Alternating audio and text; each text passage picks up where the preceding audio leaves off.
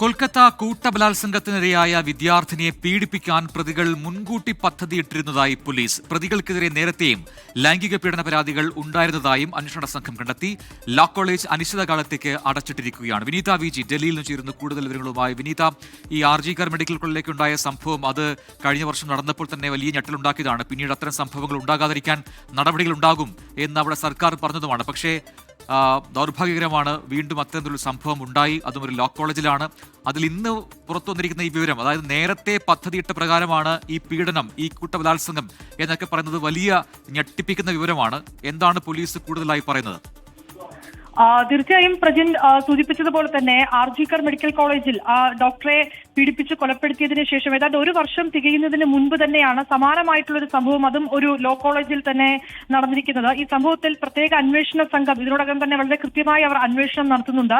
ഈ അന്വേഷണത്തിലാണ്, പ്രത്യേക അന്വേഷണ സംഘം നടത്തിയ അന്വേഷണത്തിലാണ് ഈ പ്രതിക്ക്, അതായത് ഈ കേസിൽ 3 പ്രതികൾ ആണുള്ളത്. ഈ 3 പ്രതികളിൽ 2 പേർ ആ കോളേജിലെ തന്നെ വിദ്യാർത്ഥികളാണ്. ഒരാൾ കോളേജിലെ മുൻ വിദ്യാർത്ഥിയായിരുന്നു. ഈ മുൻ വിദ്യാർത്ഥിയായ മനോജിത് മിശ്രയ്ക്ക് ഈ സമാനമായിട്ടുള്ള ലൈംഗിക പീഡന പരാതികൾ നേരത്തെയും ഇയാൾക്കെതിരെ ഉണ്ട് എന്നൊരു വിവരമാണ് ഇപ്പോൾ അന്വേഷണ സംഘത്തിന് ലഭ്യമായിരിക്കുന്നത്. പക്ഷേ ഒരുപക്ഷെ സമാനമായും ഈ വീഡിയോകൾ ചിത്രീകരിച്ച് ഇത്തരത്തിലേക്കുള്ള പരാതികൾ തടയുന്നതിനായി ഇവർ അത്തരത്തിലേക്കുള്ള ആളുകളെ ഭീഷണിപ്പെടുത്തിയിട്ടുണ്ടെന്ന് ഉൾപ്പെടെയുള്ള കാര്യങ്ങളൊക്കെ ഞങ്ങൾ പരിശോധിച്ചു വരുന്നുവെന്നാണ് അന്വേഷണ സംഘം പറയുന്നത്. ഈ 3 വിദ്യാർത്ഥികളെ കൂടാതെ ഈ പ്രതികളായിട്ടുള്ളവരെ കൂടി കൂടാതെ ആ കോളേജിലെ തന്നെ സെക്യൂരിറ്റി ഗാർഡിനെയും പോലീസ് അറസ്റ്റ് ചെയ്തിട്ടുണ്ടായിരുന്നു. ഈ സംഭവം നടക്കുന്ന സമയത്ത് ഈ സെക്യൂരിറ്റി ഗാർഡും കോളേജിൽ തന്നെ ഉണ്ടായിരുന്നു. ഈ ഗാർഡിന്റെ റൂമിൽ ഈ വിദ്യാർത്ഥിനിയെ എത്തിച്ചാണ് അവർ കൂട്ടബലാത്സംഗം ചെയ്തത്. അതിൽ ഈ ഗാർഡ് നൽകിയിരിക്കുന്ന മൊഴി എന്ന് പറയുന്നത് താനിത് തടയാൻ ശ്രമിച്ചിരുന്നുവെന്നും പക്ഷേ പ്രതികൾ തന്നെ ഭീഷണിപ്പെടുത്തി ആണ് ആ കോളേജിലെ പ്രധാന കവാടം അടപ്പിച്ചതെന്നുമൊക്കെയാണ് ഈ സെക്യൂരിറ്റി ഗാർഡ് പോലീസിന്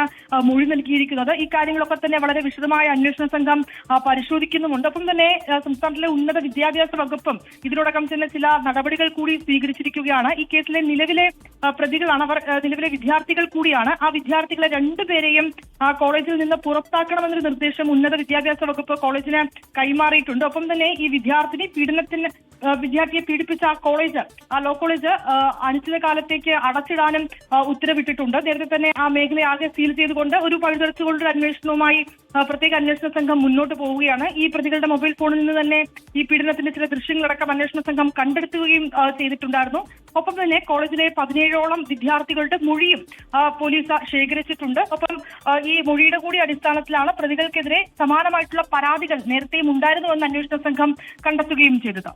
വിനീത, ഇങ്ങനെ നേരത്തെ തന്നെ ഈ വിദ്യാർത്ഥിനിയെ പീഡിപ്പിക്കാൻ പ്രതികൾ മുൻകൂട്ടി പദ്ധതിയിട്ടിരുന്നു എന്നൊക്കെ പറയുന്നതിൽ അത് പോലീസ് ഇപ്പോൾ പറയുന്നത് കൃത്യമായി അങ്ങനെ സംഭവിച്ചിട്ടുണ്ടെന്ന് പറയുമ്പോൾ അതിന് പിന്നിൽ ഒരു എന്തെങ്കിലും ഒരു പക അല്ലെങ്കിൽ വിദ്യാർത്ഥികൾ ഉണ്ടാവണം, അല്ലെങ്കിൽ മുൻകൂട്ടി നേരത്തെ അറിയുന്ന ആൾക്കാരായിരിക്കണം. അതിലൊക്കെ എന്തെങ്കിലും വ്യക്തതയുണ്ടോ? പോലീസ് അത്തരം വിശദാംശങ്ങൾ എന്തെങ്കിലും നൽകുന്നുണ്ടോ?